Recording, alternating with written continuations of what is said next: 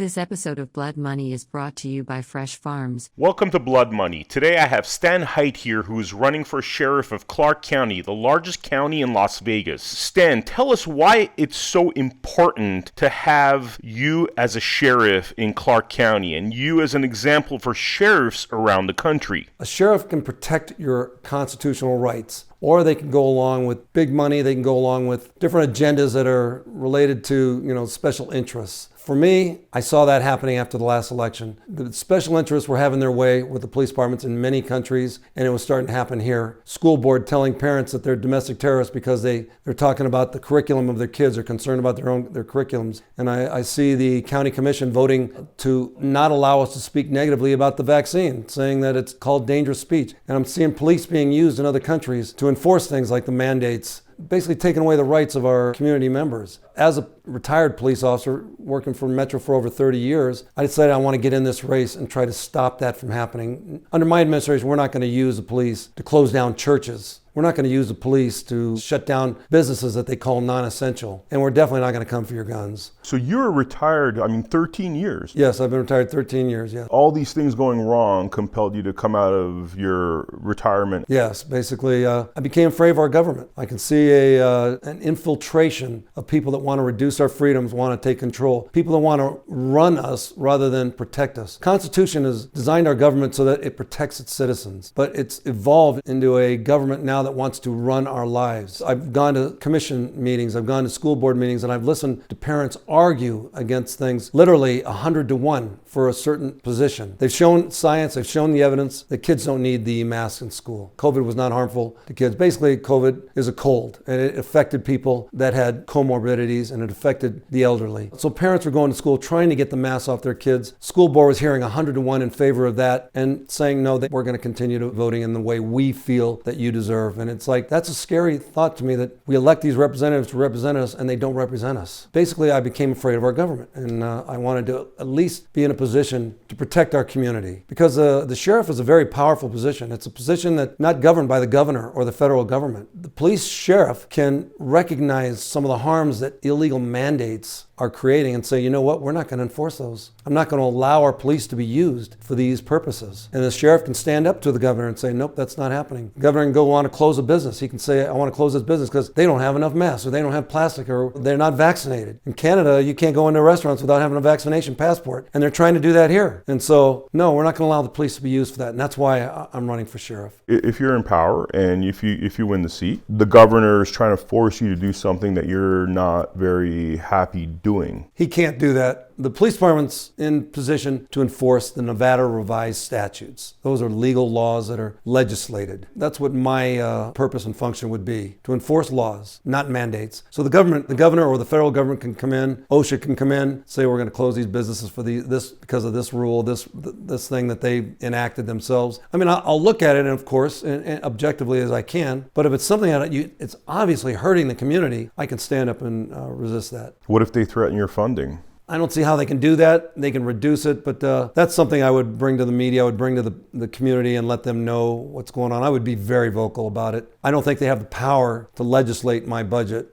Basically, I'm just a freedom of choice. I believe freedom of choice. That's what the Constitution stands for. We have the Bill of Rights, which gives us inalienable rights, which should not be infringed upon by our government. And I think I have a good argument there. What do you think was really happening with COVID? Do you think there was a hidden agenda, or was this just a kind of a comedy of errors? I totally believe there's a hidden agenda. It's a profit-oriented thing that it's worldwide. It's not just here in the United States. I don't know how they got so entrenched, but they did. Like I said, they've infiltrated our government at all levels. The big pharma, the media, the George Soroses of the world, the Bill Gates, the Zuckerbergs. It's a group of people that basically feel they know how to run the country. Bill Gates is on record saying we have too many people in this world, we need to reduce the population. That vaccine has done that, and it will continue to do that. We're going to lose a large number of people. I mean, statistics are already showing that we have a higher number of deaths due to the vaccine. The countries that are vaccinated are dying at much greater rates than countries that have not adopted the vaccine whatsoever. And these are real statistics. I mean, this is not conspiracy theories. No, these are actual numbers, and they're coming out now. I mean, you could see it for a long time if you are paying attention. But most of the society is just trying to get by. They're just trying to feed their families. They're going to their jobs. Some work 2, 3 jobs. They don't have time to listen to this stuff. They don't get on social media and hear the doctors that are trying to get the word out through the non-typical media outlets. 95% of the media is owned by the same few people. And those people have the agenda. And that agenda is not necessarily community driven. It's profit driven. It's power driven. We need to be aware of it, and we're just not. We're waking up to it slowly.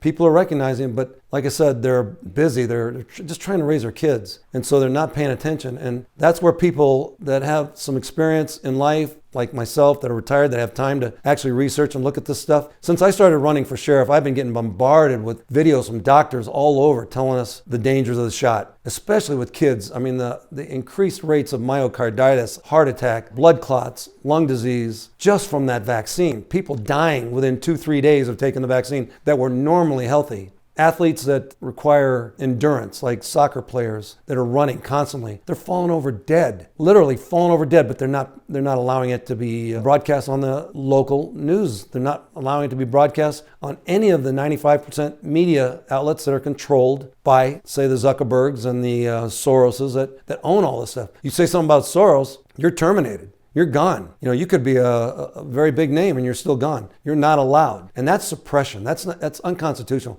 That's not what the news is all about. News is supposed to get both points of view out. We're supposed to have debate, and we don't. If you talk negatively about the shot in Clark County, it's considered dangerous speech. The county commission voted that way, 5-2. That's here in Clark County. I'm not talking about communist China. I'm talking about here in Clark County. Our county commission voted 5-2 to make speech about the vaccine considered as dangerous speech. And I just find that reprehensible. I just find that unconstitutional. I mean, are those 5 people in the pockets of those kind of individuals like Soros or Bill Gates or Zuckerberg, or are they operating out of fear? I do not believe they're operating out of fear. That's as far as I can go with that, because I don't know whose pockets they're operating out of. But I do believe there's an agenda, and I believe that they're operating under that agenda. Just like the hospitals. The hospitals being paid big incentives to diagnose COVID, to intubate for either 72 hours or 92 hours. They're being paid incentives along the way. They're being paid additional money when the patient dies of COVID, and they list it on the death certificate as COVID, whether they died of COVID or not. I'm not saying that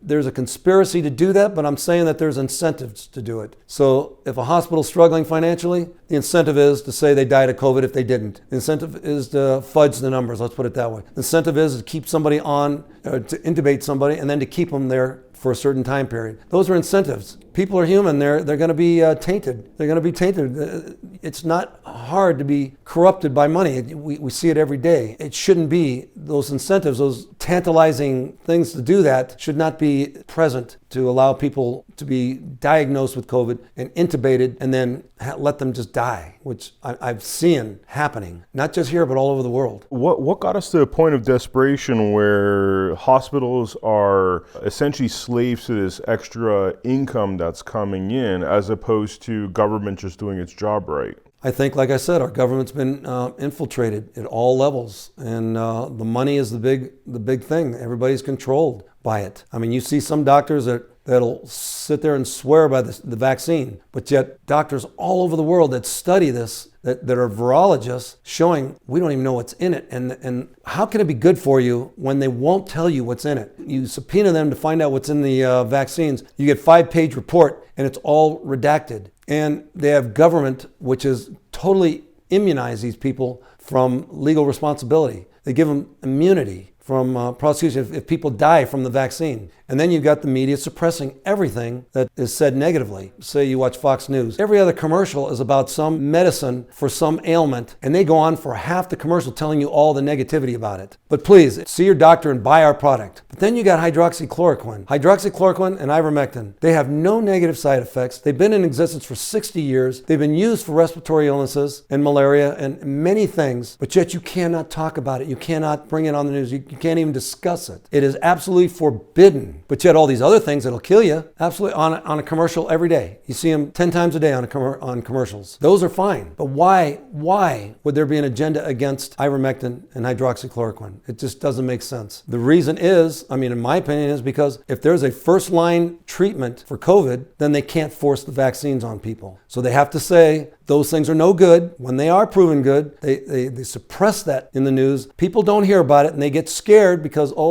hundreds of thousands of people are dying of COVID. When in actuality, in 2020 and 2021, no more people died statistically than previous years. It was the same number. They just listed it all as COVID rather than the flu, rather than heart attack, rather than lung disease. They listed it as COVID. So now people are terrified of COVID. They're literally afraid for their lives. They won't come out of their homes. They won't the 2 and 3 masks on their face, which is actually causing them more harm. All this terror in the home is caused that agenda. And then they tell you negative things about ivermectin and hydroxychloroquine, so you won't use it. So you'll go get the vaccine. And so you'll go to the hospital and get intubated. Now the numbers are going up. You look at Israel, the highest vaccine country in the world is the sickest country in the world. And the lowest vaccine countries in the world completely eliminated COVID. There is no COVID in those countries. That should tell somebody something. That should be broadcasted. Wait a minute, maybe we shouldn't be using these vaccines. They're not helping. They're only spreading the disease and killing people. We're talking about potentially tens of millions, 100 millions of deaths or ailments coming from this. Yes, because this permanently alters your DNA. This permanently alters it. And so it's not something that if you get a crippling effect from it, you're not going to heal from it. It's something that's permanent. People have actually lost limbs, legs, and arms. There's so much evidence out there against this thing. And I'm running for sheriff. I'm not a doctor. I'm not trying to sway people to get it or not get it. Everything I've said is my own personal opinion and what I've gained from research, what people have given to me. So all I'm arguing is freedom of choice. That's my main argument as a sheriff, that we do not force people to take this vaccine. I have given you statements on my opinion about why I won't take it. I would never take it. I would never push it on my family. So as sheriff, my argument is freedom of choice. Do not force the public to do something that they don't want to do. When you take that vaccine, you actually have to sign a waiver that says, I'm doing this voluntarily. They're really not doing it voluntarily because if they don't get the vaccine, they don't get to work. The potential damage from this vaccine makes Hitler and Stalin look like the minor leagues. What happens to the criminals that made this possible? I believe they should be prosecuted, investigated and prosecuted if found culpable. It's absolutely, like you said, it's such a large scale fraud to the public, in my opinion. It's not just taking somebody's money or property. We're killing people. We are killing people with this vaccine. And it's not saving people. What's the upside? It's certainly not stopping the spread of COVID. If you look at the statistics, you show countries with it are spreading COVID worse. And new variants are coming out every day from the vaccine. So there's no positive side. Doesn't stop you from getting it, doesn't stop you from spreading it. So why are we forcing it on people? Why are we telling people that if you don't get the shot, you can't go in this restaurant and eat? You can't go to this football game. You can't work for the federal government. You can't be in the military. You can't join the police department. I know sheriff is more local, but this is more of an international question. But I just wonder, what are the things that law enforcement could do on a global level, on a regional level, for people that were part of perpetrating this fraud onto the American people and the world? Needs to be investigated. There's a lot of evidence out there. So we need to hold people accountable. Just like in Germany, Nuremberg trials, people were saying, we were killing Jews because I was given orders to do it. Didn't protect them. They were prosecuted. They were tried and prosecuted. And that's what needs to be done here because it's being done with an intent. And I know that these doctors know what's going on. The health workers know. The health workers aren't taking that vaccine because they see their patients dropping. They see the side effects and the injuries that are coming from these vaccines. So when you try to force it on a healthcare worker who sees this, they'd rather lose their job. And they don't want to lose their job. These are people that love to help people they serve. These are health workers that have given their life to the service of community to get people well. And they're being driven out of their jobs by their co-workers that support the vaccine or the money behind giving the vaccine. It breaks my heart when I see somebody escorted out of their job, their position, from their office because they won't take the vaccine by a co-worker who has no heart for that person's perspective, or that person's position. And it just breaks my heart. That person's now out of a job and they feel dirty. They feel guilty of something when all they're doing is making their choice, their freedom of choice decision. Like I said, it breaks my heart that these people are losing their jobs. Our military has been devastated because of this. Pilots are getting dizzy in the air after having taken a shot. How safe is that? that. How does a good man like you go into a system where you potentially have countless individuals that are bought and sold, that have been part of this agenda, and you're now in there trying to change the culture of what's been going on? I mean, are you at this point investigating the agenda of all these individuals and arresting all these people? Well, Vem,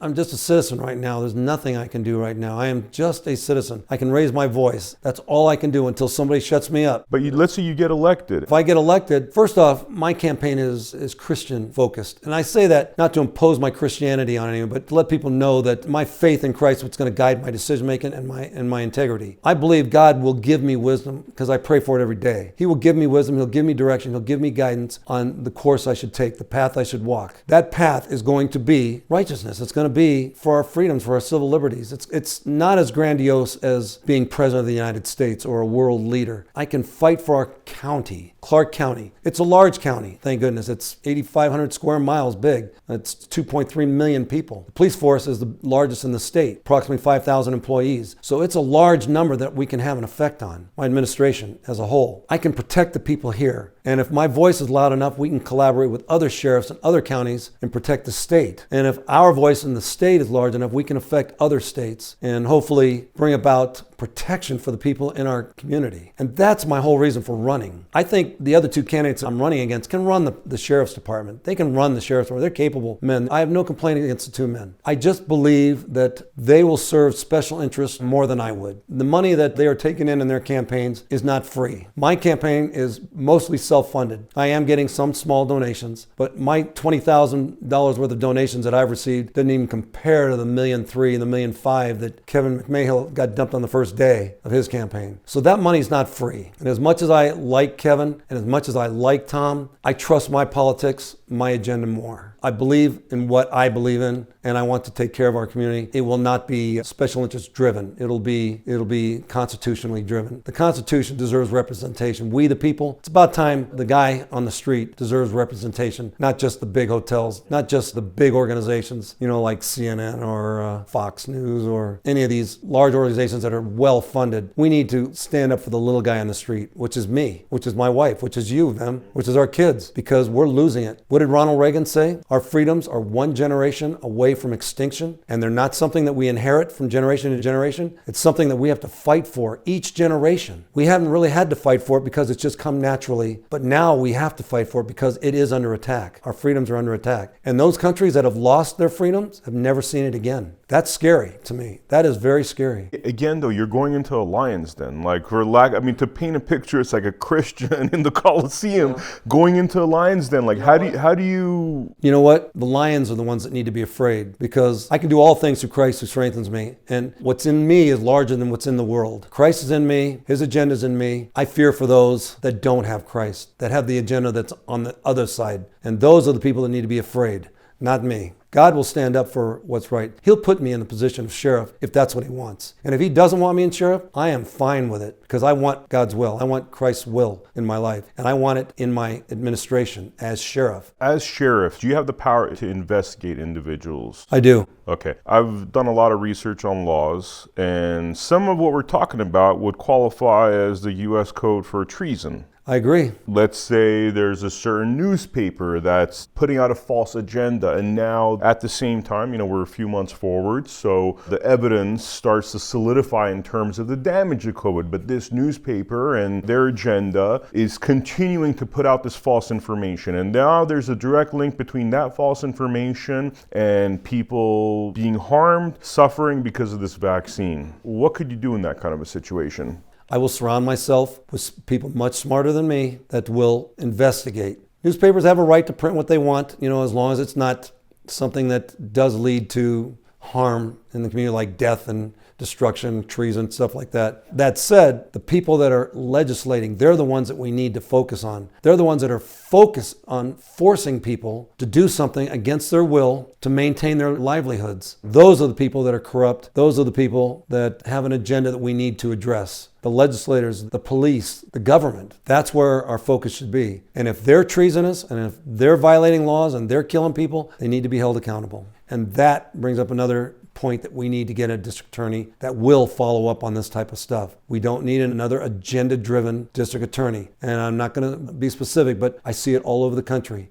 DAs that are agenda-driven, and we need a good DA in Clark County that will take our submittals and prosecute them and not just let these guys out the back door. You spent all this time investigating something, handing it to a DA, and they could just kill it basically right then and there. I'm just begging for a good DA that will follow up and run so we can count on, that will be constitutionalist and actually follow through. So much of our statistics are manipulated in the police department. So much of the numbers are just totally manipulated to the point where people are just being released out the back door and nothing's being said. We have convicted murderers that are out on bracelet things because of different agendas. And it's just like, I don't get it. I don't get why we're allowing this in our county. Why is this happening? We're a sanctuary city in Clark County here, contrary to what's being told to us. But it's actually even documented that we are a sanctuary city. The illegals that are coming in contact with the police through law violations are being let out the back door. They don't even want to deal with it. Now, what kind of police department is protecting its community? How do you call that protecting your community? What do you do if you have a bad DA? Is there anything you could do, or is that just something that you gotta... That's a tough one. That's a tough one. I just hope we don't have to deal with that. Let's talk a little bit about your campaign, because you're going against some people that have a lot of money. Your campaign seems to be a little bit more grassroots. It's a lot more grassroots. A lot more. How's it going? It's going well, actually. Churches, they like my agenda. They like my message. The Republican Party has accepted my message. I'm constantly meeting with different Republican groups, Democratic groups, independent groups, libertarian groups. I'm just trying to get my name out there because the race for sheriff is nonpartisan. We're out there to protect the entire community. And we have a very diverse county. We have Hispanics, Latinos, we have Black, we have white, we have Filipino, Chinese, and we have Native Americans. So there's a lot of people in our community whose concerns need to be addressed. Not just one agenda, not just a liberal agenda, not just a conservative agenda, not just an independent agenda. All agendas need to be addressed. All religious facets need to be protected. Clark County is, like I said, a very diverse community, and we need to reach everybody, and that's what I'm trying to do. I was listening to your interview on veterans and politics, and the topic of October 1st came out. Steve Sanson definitely had some very strong opinions on what happened there, and I understand you weren't in the force at the time, but do you have any thoughts on what happened? Well, my personal opinion, and it's an opinion, is that there was more than one shooter, and I do not believe it was Paddock. I believe Paddock was killed before the shooting took place, and I think he was used as a patsy. I think it was a gun-driven agenda, possibly, because he had just hundreds of guns in his room. I think he was lured there. I think he was killed. And I think people were used to complete this gun agenda. We have a very large radical faction that wants to remove our Second Amendment rights. They want to take away our gun rights. And even our current president has said that he believes a foreign body should be in control of our gun rights. A foreign body, not the United States, but a body consisting of European leaders should be in control of America's gun rights. And you know where that leads? That leads to taking away our guns, obviously. And I think this was possibly a gun-driven agenda to show that guns are bad. Tried to say that this Paddock guy was a Trump supporter and it's a conservative mass murderer that did it. When in fact, if they got their facts right, the people that were attacked were basically conservative audience. They were the ones that were killed. 59 people that were killed were basically constitutionalist, conservative type individuals that love Trump, love our country, love our conservative values, love our America, the flag, and they're the ones that died. So this was definitely not what was initially portrayed as a crazy Trump supporter killing people. This is, in my opinion, a gun-driven agenda. Not to mention, I mean, the thing that's most scary to me, and to be honest with you, I was at one point very liberal on this topic, wasn't crazy about guns at all. The place where it's definitely convinced me is what's happening in Australia and Canada in terms of the mandates and this idea that Trudeau has been able to force everyone to get a vaccine. Yes. That just to me seems very tyrannical, and I think it's because we've had the Second Amendment rights here that they haven't gone that far, even though they've tried to put all the peer pressure. That's what I think October 1st was about, trying to convince people we don't need guns in our country. Look at Australia. Australia was a country very similar to America, in their core values. And yet they've taken their guns away. Now their police are being used to go into homes, take the kids away from the parents and force vaccinate them. Against the parents' will, against the kids' will. People can't stand up to them. They're actually putting people in internment camps that are refusing to get vaccinated. That's what happens when you give up your rights. They don't just stop at one right. They feel that they know what's best for you and they run your lives instead of protect your lives. That's why we need our Constitution. We need a sheriff that will protect it. October 1st, you've been in the system. Where does the cover-up corruption happen if there is information that hasn't been exposed to the public? Okay, well, I can't say there was corruption, like I said, because I wasn't there. But if there's corruption, it comes from the top level. I mean, there are some things that are very concerning about that shooting. One is that people were shot from different angles. There were different sounds of carbine, different weapons being fired at the same time. There were people hit from level ground. There were people under overhangs that were hit that couldn't have been hit from up above. There's just so much evidence to show that something else happened than what was reported. I can't argue it because, like I said, I wasn't there. I'm just hearing what people are saying. So what I would like to do as sheriff is reopen it, reinvestigate it, and quell the conspiracy theory cries. Let's get it out. If it was a truly Paddock that did it, then absolutely. Let's get out there and prove what happened. Because a lot of people that had phones that day that took pictures had to give up their phones and got them back completely erased. Why would you do that? We had reporting of the incident for 2 weeks. All of a sudden it stops dead in its tracks. I don't understand why it wasn't continued. Why did it just stop dead? Kind of like the Afghanistan thing with Biden, the withdrawal from Afghanistan. It was being reported, all the bad things that were happening. Boom, the last day of the month, no more reporting on it. People are dying every day trying to get out of Afghanistan. Private companies are going in there rescuing people that our government should be doing that. No media. Why is that? Suppression of the news. That should be unconstitutional. Suppression of it. There wouldn't be so many conspiracy theories if we get both sides of the argument out there. Whatever it is, let's get the information out there so the public can feel better about it. I mean, you talk to people that are in the police force and that sort of thing, I mean, and citizens and potentially people that were there. What is the feedback you're getting on this topic? 90% of the feedback I'm getting is that there was something else that happened. A lot of people have heard that were there, heard different shots. They heard it come from different areas. They were running away from the shooting and yet were getting closer to other shooting. That kind of thing I'm getting told every day. Transparency is a leader's number one most credible thing that he can do, is being transparent.